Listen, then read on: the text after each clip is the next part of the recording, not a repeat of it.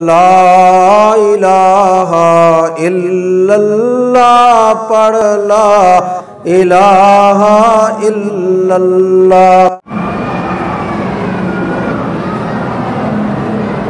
کہتے جی کہ بعض لوگ آتے ہیں احرام باندھ کے، جب کسی چوکی سے گزرنا ہو تو اوپر قمیص پہن لیتے ہیں، بہرحال ان کا احرام تو کیونکہ 10 منٹ کے بعد پھر وہ اتار دیتے ہیں تو اس میں کوئی جرمانہ تو نہیں ہوتا ہوں، لیکن ایسی چوری کرنے کی کیا ضرورت؟ اگر موقع ہے، اجازت ہے، راستہ ہے، سکون سے حج کرو۔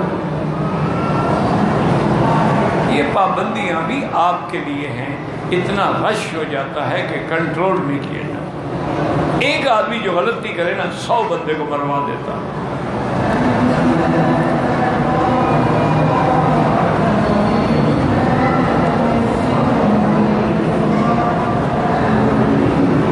میں موبائل پہ قرآن دیکھنا، میرا بھائی قرآن دیکھنا تو ہر حال میں جائز ہے، تو بہرحال اگر اصل جو مولانا نے فرمایا ہے نا کہ موبائل پہ نہ پڑھے، اس کی وجہ یہ ہے کہ یہ ایک عالمی سازش کا حصہ لگتا ہے، کیونکہ دشمن ہمارا بڑا چالا۔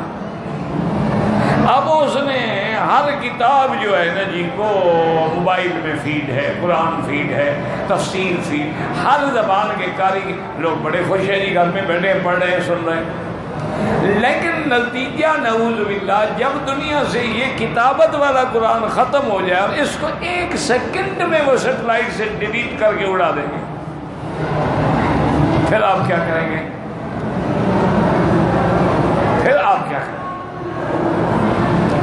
لیکن ابھی تو مکتبہ شاملہ جو ہے اس میں 60,000 کتاب ہے جو اس میں فیڈ ہے،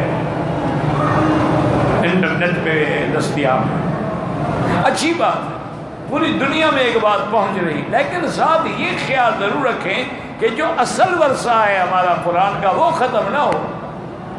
یہ تو یوں سمجھیں کہ مثلا ہم قرآن وہی پڑھیں جو آپ ہمیشہ پڑھتے ہیں، کبھی سفر میں قرآن اٹھانا مشکل ہے، موبائل کھول کے بھی پڑھ لیا کوئی بات نہیں، لیکن آپ اسی کو عادت بنا لیں اور اس قرآن کو ہاتھ ہی نہ لگائیں، پھر تو ناجائز ہے۔